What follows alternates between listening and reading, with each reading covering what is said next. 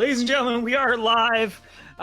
Today I am lucky to have BJ Klock. Is that how you say it properly? Yeah, Klock. Yep. Like the thing on the wall with a K.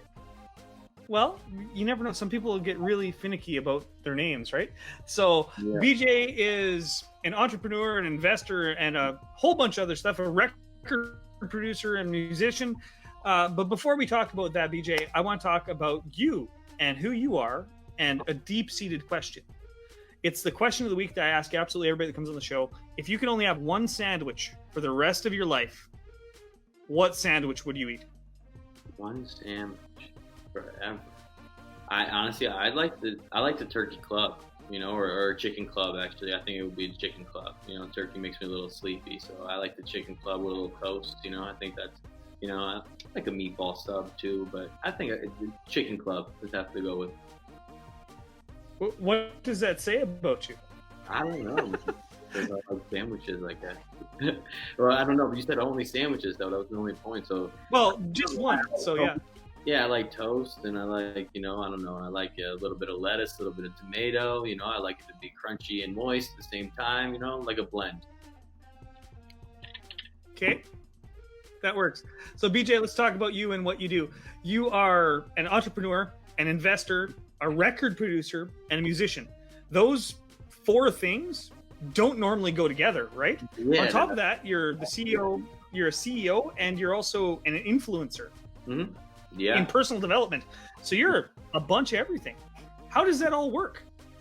So it's kind of just I'm being myself. I started off, on a journey, kind of essentially create financial freedom for myself, develop some businesses, create passive cash flow and, become, a success. Kind of what I saw the definition for is kind of have freedom of my time and, day and be able to do what I want to do. And, make enough money to support my lifestyle and what I want to kind of do.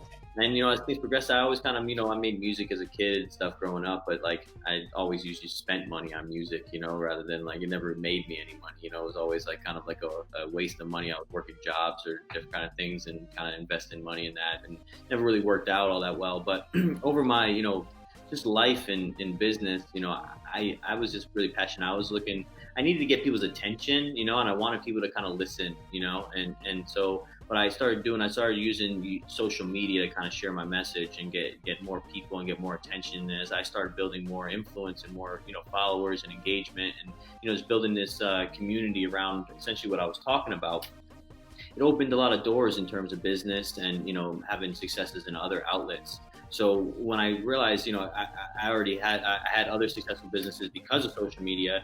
And when I realized that when I was able to build myself into this, social media influencer and how valuable it was, for my life, I started actually doing it as a business, for other people. So then, that was business that I've been doing for quite some time where, we've been helping a bunch of different brands become major players, in the marketplace, building large engaged audiences around their mission and their message. So, and then, kind of go full circle is kind of, I've always kind of made music as a hobby and, it's fun and stuff. But, because of our marketing expertise and my audience, I've been able to do is like, by sharing my music, I'm able to get a lot of people. Like, I like to share positive, good content. So why not put my music out there? I kind of always like separating the two. I was like big on, I only wanted to be known as a businessman for a long time.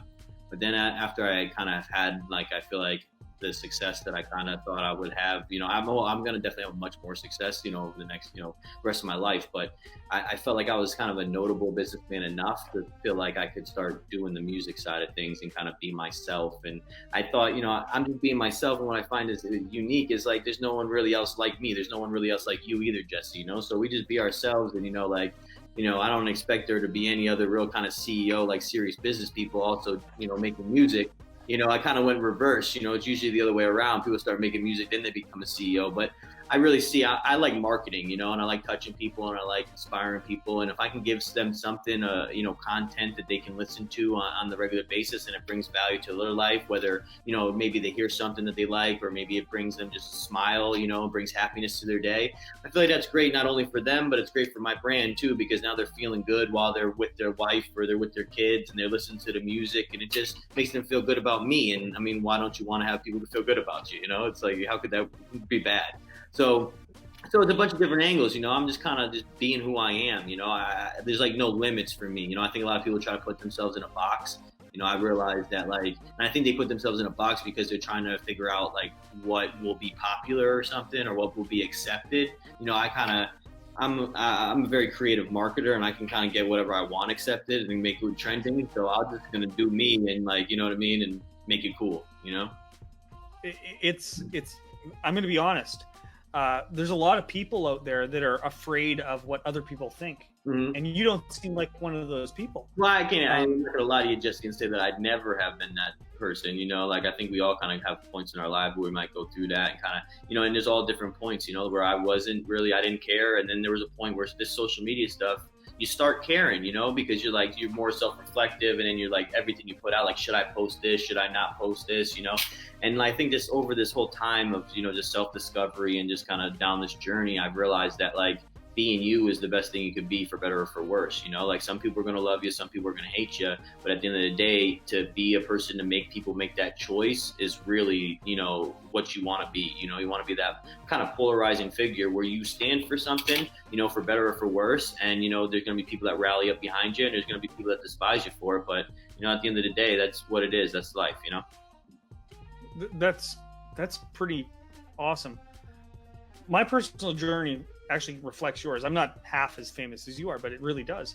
Mm-hmm. I quit a pretty decent job to become a stage hypnotist in Western Canada. Who does that? Yeah, they probably, but everybody around you, I'm sure. Yeah, because even my first business, right? It was like it was merchant processing electricity. It was like a legitimate business, and I was doing this social media. I was telling people, no, I'm gonna start doing social media for people, and they were like, what? Isn't that for kids? You're a moron. You got a good business here. Essentially, I had investors, all sorts of stuff. And I walked away from that essentially to focus on what I knew was going to be the next big thing. But they all looked at me like I was a freaking nut, which, I am kind of a nut. But I think to be in business, we have to be. You got to be. I mean, I don't think if you're not a little bit crazy, you're not going to get into business, because all the signs essentially tell you that it's not going to work out. You know what I mean? It's just I think it's just faith and, having trust in a higher power and not giving up is really what allows you to be successful, But absolutely. I love that. So a lot of people don't even know what an influencer really is. They hear the term. Yeah. What does being an influencer actually mean? Well, I think a lot of people use it for a bunch of different, reasons. And I think a bunch of different, have connotations to it. I think from my perspective, kind of what I've come to understand, I look at it as someone who's been able to build a tribe around a particular brand, mission, or message, and it's if you can influence people around a certain, essentially they're curators in a way too, right? You curate things to let people know what's good and what's not good, in a way where you're a trusted individual. You can let people can trust your opinion, it's almost sorry, go ahead. I apologize. I didn't mean to interrupt. No, yeah, it's pretty much done. That's essentially what I kind of have come to understand it as, is that, and I'm sure there's other people with other takes, but from my understanding, it's really just a tribe of people that you tell them what's good and what's not good, and they listen. You know what I mean? At the end of the day, that's kind of way, if you want to simplify it. I kind of look at it like a hive. Each there's a hive and there's a bunch of bees floating around the hive. Well, then there's also the queen bee, or the queen bee is essentially the influencer. They kind of, all the other bees kind of revolve around it. And you can get different kind of information out there, by being able to influence people or share something in front of a bunch of people. So then it actually, manifests more in the physical world. So for the old people that watch, we're both relatively young. You're 30, I think, right? And I'm 35. So I have a lot of seniors that watch. And just so you know, that's what an influencer is. It's kind of like Walter Cronkite used to be. He'd put out the news and people would use it, right? Larry King is an influencer, any of those guys, kind of a bunch of different people. Oprah, she's an influencer. It doesn't necessarily have to be social media. It's kind of just people that are able to gather a bunch of attention of like-minded people, and they kind of become the spokesperson for that essential, ideology or mission, or, kind of they become they start to represent essentially more than just themselves, but more of a concept or an ideology or idea. Essentially, I think you kind of look at it that way. Awesome. I want to talk to you about peace of mind. That's your album. Am I correct on that? I just want to make sure I got the. Yeah, it's my first single that I released. I actually haven't like released, I guess, officially an album yet. I've dropped a bunch of singles. Okay. Kind of just just dropping music pretty regularly actually. But yeah, Peace of Mind was my first single. It's done pretty awesome, and it was the first thing I've made a bunch of music, but it was the first thing I've actually really put out officially. I was actually screwing around on my phone, and I was recording things and stuff, and I actually recorded it on my AirPods, like in the closet, the first one, like in my apartment, and recorded it off my iPhone, and I could have been done better, but I was like, screw it, I'm just gonna put it out, and that's how I'm kind of been with things, anyways. It's just like whatever, man, just put it out, right? And be authentically you. So like I put it out, and people actually really liked it. They gravitated towards it, and it kind of like, because I wanted to see like, obviously I got a lot of other responsibilities with running my companies and business and stuff like that. And I'm not going to put my time and energy into something if I don't really feel like it's going to be worthwhile, or I'm spinning my wheels, wasting my time, So when I put it out, and I was like half-assed, it was decent, but it was like half-assed, I did it off my phone.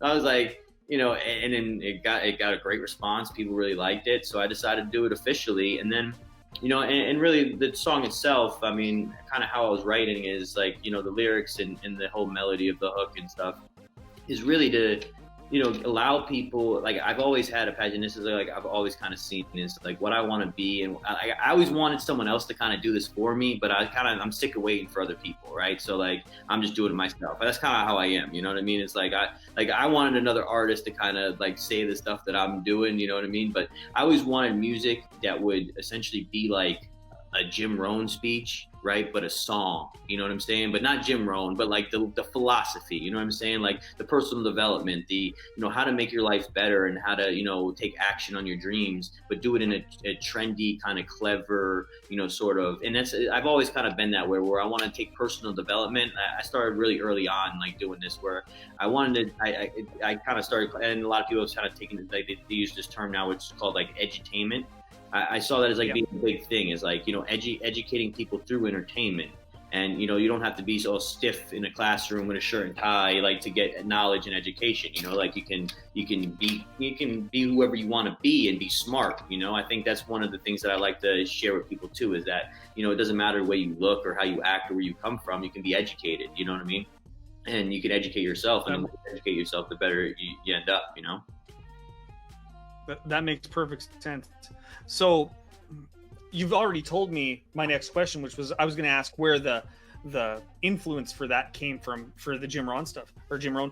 Yeah. So Jim Rohn, you do. Yeah, Jim Rohn always really told me about, learn, practice, teach, you know what I mean? And it's like, and that builds the foundation, to build a good nation. And I just always really have taken that to heart, and I want to just like, I want to learn as much as I can, and then, teach other people, practice it, and then teach other people, That makes sense. So if you had way, like I don't want to be a boring stiff, you know what I'm saying? Like who the hell, like young kids don't want to listen to, like it's hard, I'm sure. Like it was hard kind of for me. Like I love Jim and he's funny as hell, but like some of the stuff's a little bit hard for me to sit through, like, you know what I mean? But I did it because I had to, you know what I'm saying? So I try to like take this stuff and make it a little bit more, easy to swallow for, kids and young adults, and, even people, our age.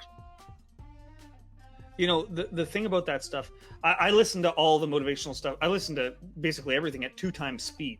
So I love that. You actually speak really fast compared to most people. So this is good. I'm from Connecticut, so like that's just how we do. We eat fast, we walk fast, we talk fast. It's just what it is. So I love talking to other people that are in the personal development space, because I really do love the personal development space, because it boils down to one thing, and that's always just take action on your dreams. That's the only way that you're going to have something good happen. Well, it's like you're either standing in the corridor, right, or you get in the corridor. And like how I got started, honestly, what I'm doing now is not what I started off doing, but what I started off doing got me on the path to what I'm doing now. And I think a lot of people, they wait until they think they're perfect or everything's ironed out, everything's great. And if I would have done that, to be honest, I'd still be, in Connecticut selling copiers, being a nobody, you know what I mean? But like, I just took action, and I had no other, like, and I would have looked foolish from the outside looking in, you know what I mean? Like, who's this guy think he is, you know what I mean? Almost kind of like, I mean, I must have kind of looked like a psychopath in a way, but I had a dream, and it wasn't negative, you know what I mean? Like, I just wanted to help people, and I wanted to make the world a better place, you know, and if you start from a good heart, and you just sow good seed, you're going to get a good crop, you know? I really just kind of taken that, and just, it's true, you know? It's like, you don't got to worry about what the future looks like. If you look at what seed you're sowing right now, it's going to tell you what future looks like, you know? That's right. So if you could give, we're going to go on the personal development side. If you could give anybody a little bit of advice, just 30 seconds if you want. Yeah. What's the best advice you could give them? I would say work harder on yourself than you do on your job, right? And have faith. I mean, real faith. Like, believe before you see, you know what I'm saying? A lot of people think they have faith. They think they believe in God, but like, they're asking how the tree grows. You know what I'm saying? If you're asking how the tree grows, you don't actually have faith. You know, like, you got to sow the seed and trust that God will, you know, grow the tree for you. You know what I mean? So it's like meeting them halfway. A lot of people want to know how the tree grows before they start sowing their seed, and that's not how the world works.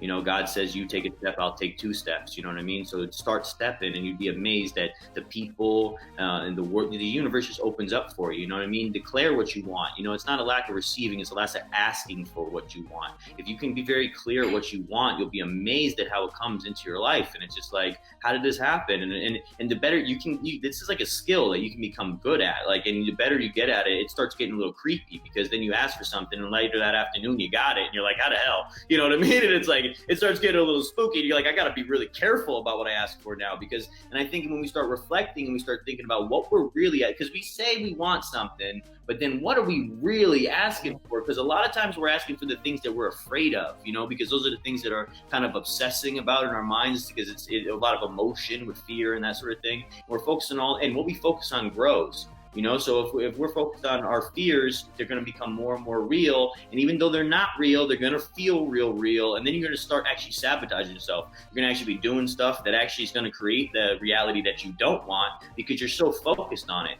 So instead of focus on those fears, focus on the ideal situation. How does it look? And don't think, I got to go do this to make it look this way. Just go straight to the source. So many people are thinking, sorry about that. I don't know if I probably No, that's okay. But so many people are thinking that they got to do, like, they want to do this, right? So they can have this, right? But that's not, no, just go right to the source. You know what I'm saying? Go right to it. You want that? Do that. You know what I'm saying? Like, a lot of people think, I want to have a business, so I got to go to college. Why? Like, college. That's the stupidest thing a person can do. Yeah, and I'm not saying college is bad or what it is. It's appropriate for certain people, depending on what your goals are in your life, what you're trying to accomplish. Yeah.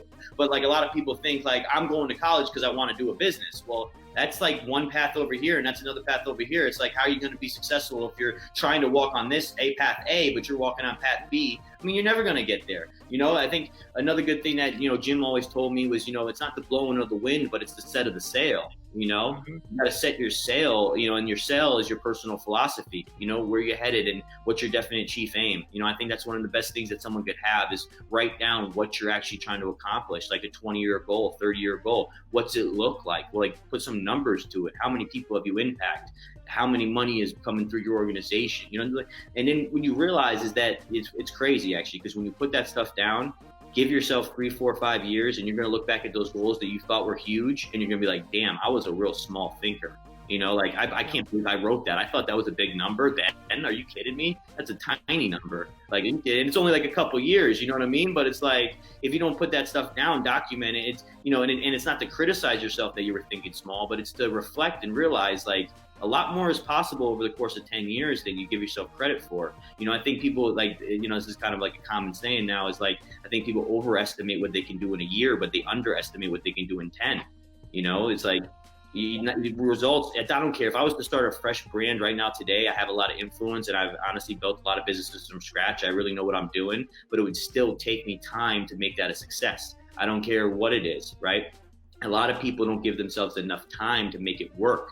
You know, I mean, even from a personal perspective is, you know, when I actually started Avasite, which is the marketing company for personal brands, I did that for a long time as myself, you know. But like that was cool. Like I was doing the back end fulfillment for other marketing companies, and I was kind of like the ghost, you know. But it's like, and that was cool. But I was only branding myself as myself. I didn't actually have like a brand in a business, you know. Like I had a team, but it was just like me. So like I saw the long term, and I saw that this is cool. I'm making decent money, but if I build a brand, now I got something that's real legitimate and going to be long term sustainable, you know. But just because I was already like quote unquote famous and had a, you know, solid audience and already been successful and already didn't, like, I still was starting from scratch when I started Avicite, because it has its own, it's got to build its own equity. I can only give it so much, you know what I mean? So I think if that's the case for me, who's already gone down this road for a long time, and I still gotta, you know, it took me time to ramp it up and to make it a success again, you know, it's gonna be the same thing if you're starting from scratch. You can't like think, hey, I've been doing this for 6 months and I'm not rich yet, like I'm gonna pack up and go home. It's like, that's honestly 6 months time period is like, that's when it's gonna get the hardest on you. Like if you start anything, you're serious about it, it's gonna get real hard 6 to 8 months. But if you can stick through that 6 to 8 month period, the 12 to 14 month, you're actually gonna start probably making some bread. Or the 10th month, you're gonna start making some more money than you've ever made in your life, and you're gonna be like, holy shit. And then you know what? There's gonna be other times, like the 18th month, probably gonna be a little difficult again, because you get a little fat, dumb, and happy. You start getting full of yourself, start spending your money before you actually, you know, got it, you know. And it's like you end up in this whole situation. But then, you know, you learn these lessons or you go home. You know what I'm saying? Like shit, you know, you either learn. That's what I love about business. You know what I mean? It whoops the people that don't learn. You know what I'm saying? It gives you the opportunity. It's not like if you make a mistake, you're done. You know what I'm saying? But if you keep making the same mistakes, you're done. You know what I'm saying? So you got to keep like adapting and keep growing and just becoming better. No one expects you to be perfect out the gate. Instagram, Facebook, all these things, like any business, it was shit. Think about Instagram in 2010. A lot of people would have been embarrassed. Yep. Like I'm sure there was plenty of people that could have put out an app like Instagram in 2010, but they were embarrassed by how it looked. And I'm sure Instagram was a little bit embarrassed by how it looked too, but they got it out there. They started building that equity. They got ahead of everybody else. And now in today's world, they got $1 billion company. And the thing is like this whole marketplace, it's all these advanced features and shit, but you can't be Instagram 2020, and you got to be Instagram 2010 before you're Instagram 2020. And if you're right now and you're just starting off, be who you are and build that up, but don't wait until you're perfect. You're not perfect. No one expects you to be perfect. Only people expect you is to get better. You know what I'm saying? Yep. You know, one of my mentors, he's an entertainer. He's a juggler. It's weird, but he says that 80% and out in the world is better than 100%, and it never leaves the desk. And it's absolutely true. If you don't get stuff out there, it's never going to grow. Never gonna grow. We're at 22 minutes. You know? Yeah, you could be the you could be the best person, you could have the best service in the world, but if no one knows about it, then I mean, it doesn't matter. You know, you'd be better off like. And I was always kind of this kind of philosophy, anyways. You know, you're better off having the problem of having too many people to serve, and you can't deliver, you can't serve that many people. You know what I'm saying? Than sitting around with all this product or all this service and crickets. You know what I'm saying? Like people, they always want to say they thinking, how do I get this investor to invest in my idea, right? It's like, you don't need an investor. You need to go sell it to people. Like, what is your idea? What's the product? How does it solve a problem for somebody? And now go show them how that solves a problem. They'll give you money without having to ask. If you got a real solution, you want to do some product market research, right? Go sell it. If you can sell it before you buy it, guess what? It works. You know what I'm saying? Yep. Like, you know, just do that a million more times and like build distribution outlets. I think a lot of people like the key, if you look at McDonald's doesn't make the best cheeseburger, right? But they got the most distribution outlets of cheeseburgers. So they don't actually, McDonald's is not even selling cheeseburgers. They're selling a system of selling cheeseburgers. You know what I mean? So that's right. I agree. Before we end off here, you have a goal. From what I was reading, you want to help 100 million people. Yeah, be financially free. Yeah, I started this goal a while ago, and that's kind of what I was touching on earlier when it comes to Definite Chief Aim. That Definite Chief Aim actually completely changed my life. I got to be honest with you.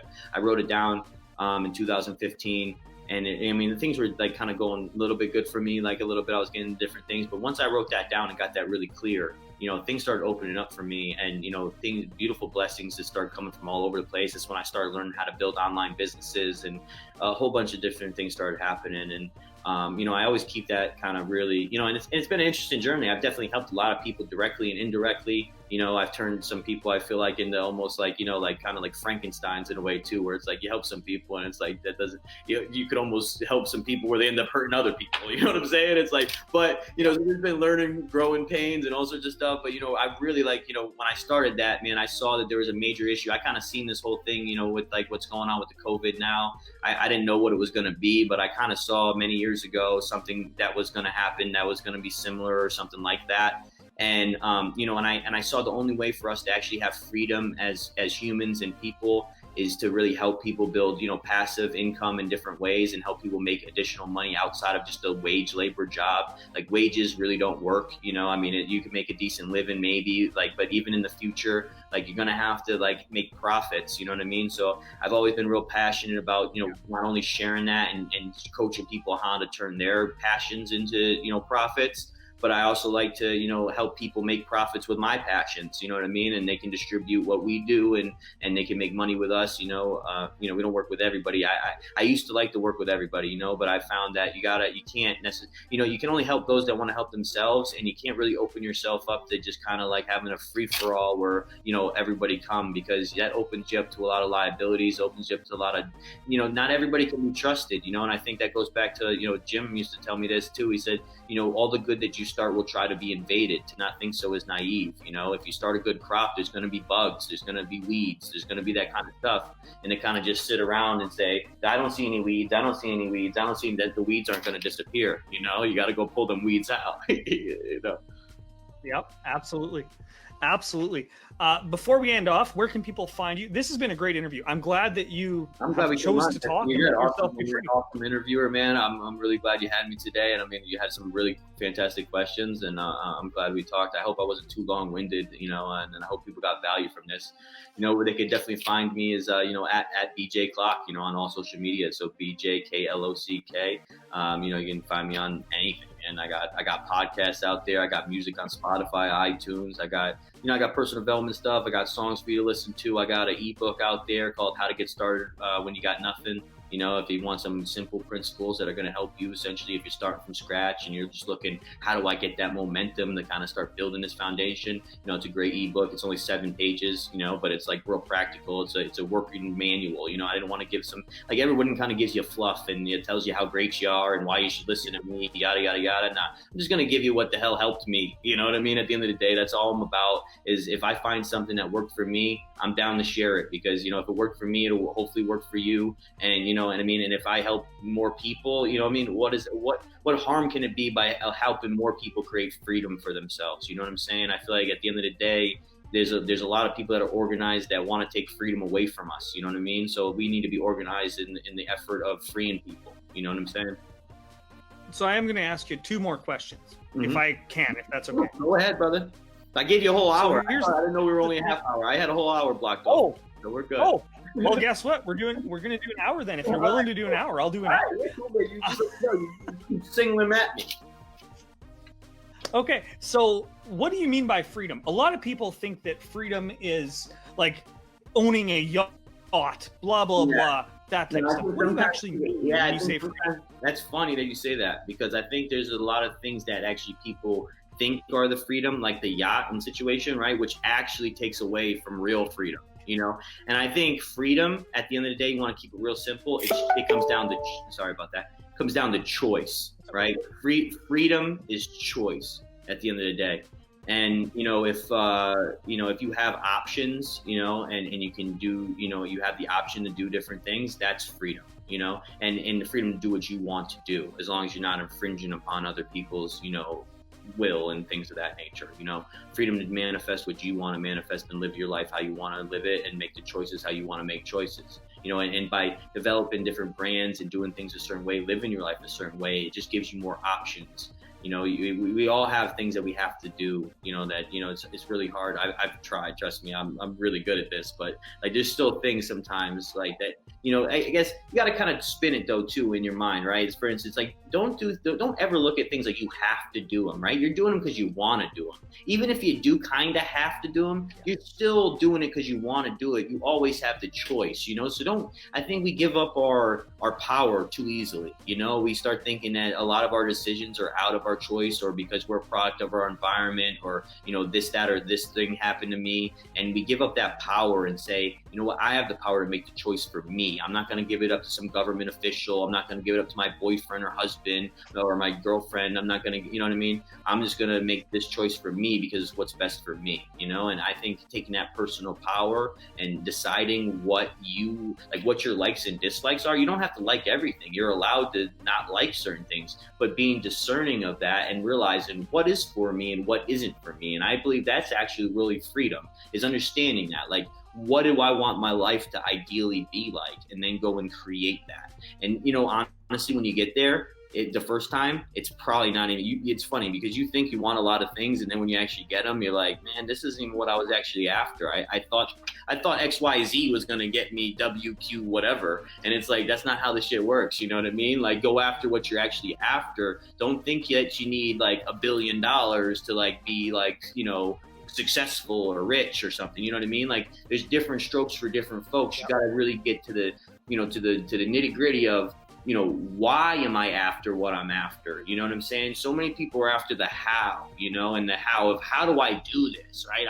They're stuck. They're like, how do I do it? And the thing is that they're stuck is because they don't have that why. Like, if you had a powerful enough why, the how is actually going to show up. It's just going to show up on your doorstep. And I know it sounds crazy, but like, get yourself a why you're doing something, and the how is just going to, like, honestly, how I do what we do now, people ask me all the time, like, because I can make, like, I've grown so many social media accounts to millions and, you know, made a bunch of things viral. Everybody always like that. Isn't that the first question? How do you do it? Honestly, I say God, okay? Because that's really, it's God, it's faith, right? It really, I mean, there's obviously a bunch of different technical things, but really, if you want to be honest of how I do it, it's God, faith, and just in believing. You know what I'm saying? I mean, that's how I've always got it done. It's because the why supersedes the how. Why I'm doing this, right? The 100 million people and the free fucking humanity. I'm sorry for my, but the free humanity. You know what I'm saying? Like that, like that's really what I'm, you know, that's what I'm after. So like how God has given me these tools, you know what I'm saying? Because he knows why I'm doing it. You know, if I was just like, I want to make people famous online, you know, and that's just like, how am I going to do it? That's never going to happen, bro. Like, you're never going to get the tools because you're playing on some level down here that's not even a real level. You got to be playing up here. Like, what am I trying to contribute to the world? And then trust me, man, God's going to move mountains for you. That makes sense. By the way, the F word's perfectly fine. The only word that I ban is the C word. Oh, that's the one I don't want. Use that one, period. Yeah, a couple F-bombs. You know, I come from an Italian household. You know, like, you know, it's like, you know, there might be a couple F-bombs that get dropped. But that's just me being passionate, you know? If the truth is, if we don't swear, we're not being the real person we are. So there's no point in not swearing. I don't mince words, man. You know what I mean? I just say what I feel. And I also think it's kind of corny too. I do see some people out here that like it overuse that word essentially just to like try to be cool or something. And I think that's corny. You know what I mean? Like, I mean, you can use an F-bomb for emphasis, you know what I mean? And there's certain times where it's natural, but just to be saying swear words just to like try to be cool or relevant or trendy, I think it's kind of, you know, dumb. Yeah. So I had a dumb question for you. Maybe it's not a dumb question, but when you talk about the why, for instance, I'm going to use my show as an example. Mm-hmm. This show is tiny. I got 185 followers today. Woo, whoop-de-doo, right? Mm-hmm. But the thing about that is I'm growing them for a reason. Mm-hmm. My why for the show was to give people a break from this COVID stuff. And I'm not sure if I'm going to continue it afterwards. Yeah. Just give people a 10, 15-minute break where they can have a conversation and hear a conversation between two people, right? You did it, bro. Like, you know what I'm saying? Like, you had a why, and then you did it, right? Like, if you were like, it's like, this thing's pretty cool, the StreamYard thing we're using, you know what I mean? Like, I don't even know how we're set up here, but like, you went and then all these hows presented themselves because you had the reason of why. And the why came from service to others, right? If the reason why, Jesse, was, I want to get more popular and I want people to, you know, look at me, you know what I mean? Like, then it wouldn't even be working, you know what I mean? Like, you wouldn't have been able to get me on the show. You wouldn't have been able, you know what I mean? We wouldn't be getting other people in. It just wouldn't jive. You wouldn't even have enough motivation to even put this whole thing together. I mean, you got a nice logo here. I mean, you got some cool shit going on. But I like it. But like, but the only reason though is because it's bigger than you. You know what I'm saying? If it was just about you, Jesse, it's like, who the hell gives a shit? You know what I'm saying? Like, you know what I mean? Like, no, like, but you made it bigger than yourself, and you're doing something for other people. And by doing that, now there's all this extra benefit that comes from that. It's essentially kind of like this all byproduct, right? Where you're gonna get, there's value that's gonna come to you because you give and then you shall receive. You know what I'm saying? You ask and then you receive. So it's like, once you give, you know, you give this value of how am I going to serve people? I think so many, like early on, and this is why I had a real passion about this, right? Because I always wanted to help people since a little kid. I don't know why. I just had a passion for helping people. But I was always told essentially that I had to go to school, get good grades, get a good job, get rich. Then once I had enough money, then I could start helping people. That's literally what I was told and taught. And I believed that as a kid. And I'm like, but then when I actually started talking to rich people, right? And it was through YouTube and like through different MLMs and like different CDs that I won, or, you know, different kind of shit that, you know, would end up, you know, just kind of coming. And I'm listening to these people who have the life that I really want. And they're telling me, just serve people. Like, solve problems for people and you make money. Like the key, like, you want to know the secret to money? Solve a problem for somebody, you can make money. You can go make $1,000 today. Go solve a problem that's worth $1,000, or go solve a $10 problem for 100 people. You know what I'm saying? Like, go solve a problem and you'll make some bread. I mean, that's at the end of the day. And they had me all confused. I thought I had to make a whole bunch of money before I could start solving problems. You know, and so when I realized that, that's when I kind of got this fire in my belly, because I feel like I was duped for a lot of my life, where I felt like I was told something that wasn't true, because it was no fault of anybody. They just didn't know. You know what I'm saying? If you don't know what you don't know. But I don't want to let that happen to anyone else. You know what I mean? I want everybody to realize coming out the womb that, you know what I mean, at the end of the day, let's figure out what are you passionate about, right? What niche and area of interest do you got? And then what problem can you solve in that space? Or who can you help distribute a solution in that space? And who can you help who already has a banged up solution? Who can you help distribute that solution into the marketplace and make yourself a fortune? You know what I mean? So the key is about solving problems, you know, like, you know, I grew up thinking that the only way out of our neighborhood was, you know, selling drugs and, you know, rapping and playing basketball, you know what I mean? Or going to college and getting good grades. Like, no one told, like, I mean, I never thought in a million years I'd be selling social media. Like, you know what I mean? Like, social media didn't exist.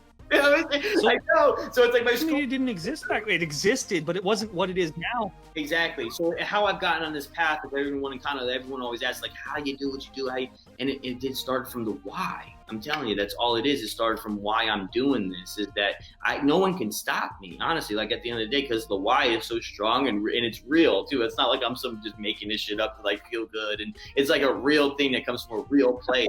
And that's why actually, like, I don't even care anymore. Cause like, you know, everyone, you do it long enough in business, people are going to screw you. People are going to try to take advantage. People are going to try to bite the hand that feeds them, all of those sorts of stuff. Right. But when you do things, you don't even need to do anything to these people, because when you do something from a real, authentic place of service, those people are going to get so smacked by the universe that you don't even have to do nothing. It's just the universe just takes care of them, like kind of comes through and just cleans them out. You know what I'm saying? So it's like, I don't know what you want to call it. I don't know if you want to call it God, the universe, whatever. But there is, I mean, karma, whatever you want, karma, you can call it whatever you want. But there is this universal kind of force of law, of cause and effect of, if you sow good, you're going to get good. But if you sow that, what they call that the whirlwind, man, you're going to get a whirlwind. You know what I mean? If you just sow in crappy seed, just, you know, all over the place, man, you're going to get hurt, you know? And I think a lot of people get hurt and then they think it's everyone else, or they're like trying to make excuses for the hurt instead of realize, okay, I'm hurt. Why am I hurt?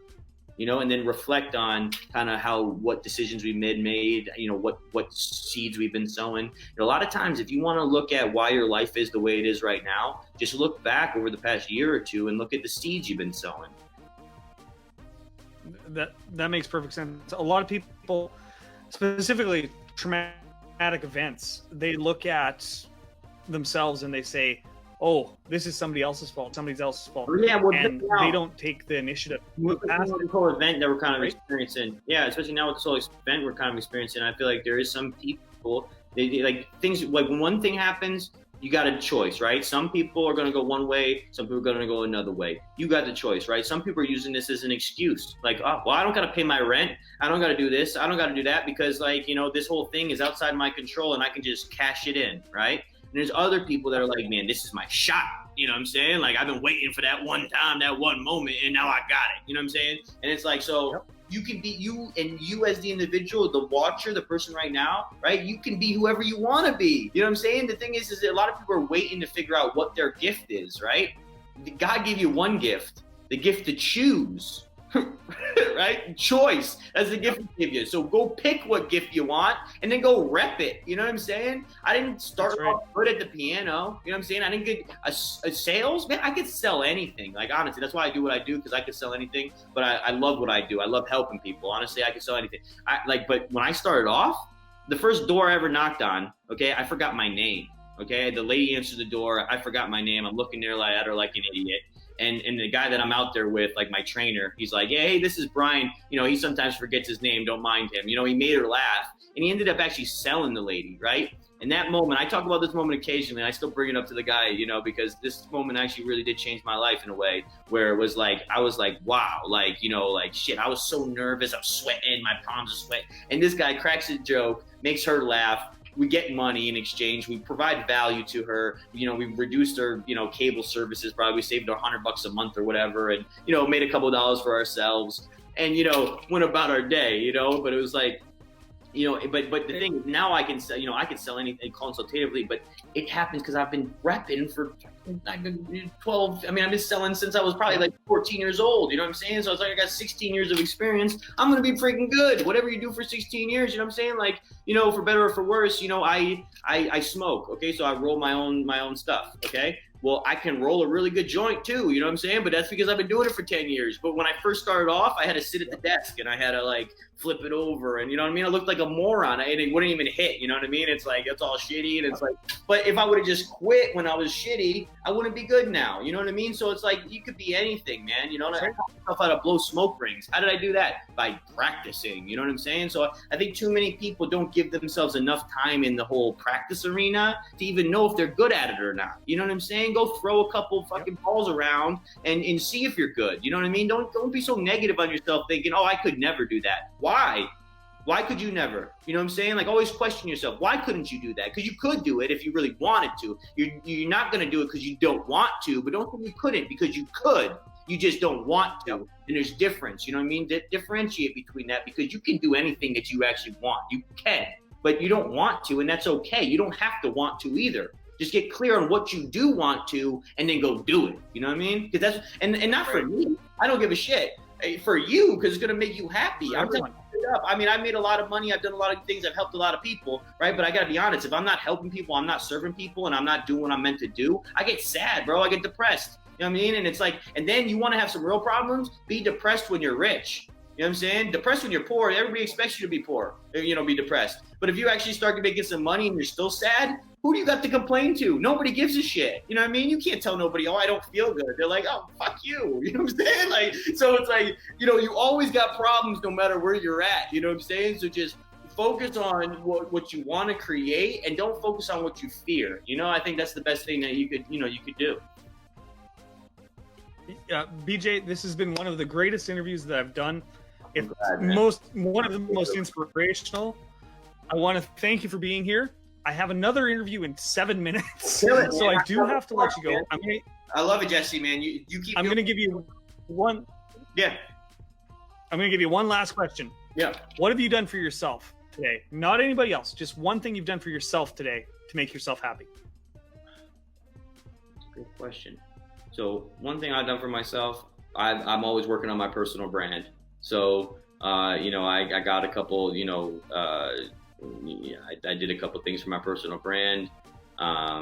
You know, another thing I did for myself, I called my mom, you know, you know, I might have done that for her too, but it was, you know, it was for me too a little bit. You know, it's nice to get in touch with the fam, and, you know, they live across the country, so I don't get to see them as often as I would like. But, you know, so I guess, yeah, that's a couple of things I did for myself today. I haven't eaten yet though. I'm about to go do that for myself in a couple minutes. Dude, it's like I know, 5 bro. o'clock there. Holy cow. You need to Like I tell you. Yeah, no, bro. Honestly, and the thing is that I could have eaten, but it's just like I get going, man. I got to tell you too. Honestly, people, right? When you start doing what you love to do, and you're really just doing it, and you're just in that cycle, right? You can get a whole bunch of work done. And you don't even think about food. You know what I mean? It's not like I'm starving myself. I'm just not hungry. You know what I mean? I'd rather be on here talking to you, giving value to people, and then you know what I mean? I'll eat when I eat. You know what I mean? I'll eat when I'm dead. How about that? Well, it's funny you should say that, because when I do these interviews, I wake up at 8 in the morning, and I don't eat till 5 o'clock at night, because I'm just in the focused zone. on that. Yeah, just get in the zone, man. Yep. BJ, where one more time people can find you online all over the place? I'm sure I've got links somewhere. Yeah, just Google me, BJ Klock. I mean, bjklock.com will take you to my knowledge panel. Klock.me. I mean, just BJ Klock. Just Google it. I mean, you'll see all my, all my stuff on my social media handles. There's no other BJ Klock. I am the only one, and actually, that's why I even go by BJ Klock, because my real name is Brian. But there's another gentleman by Brian Klock, and I was tired of kicking his butt in the SEO stuff, so I just let him have that. I figured I would become BJ Klock, and be my own man. Because he looks kind of like me creepily too. He's like 20 older than me, and he looks kind of like me. So I was like, nah. Look it up. Look up Brian Klock. When you see the guy, you're gonna be like, damn, he looks like Brian's older uncle. You know what I mean? So I was like, man, it's BJ Klock. So I'm BJ Klock. I'm not Brian. All right. And it's a pleasure, guys. Thanks for having me, huh? Awesome. Thank you, BJ. I'll let you go and broadcast.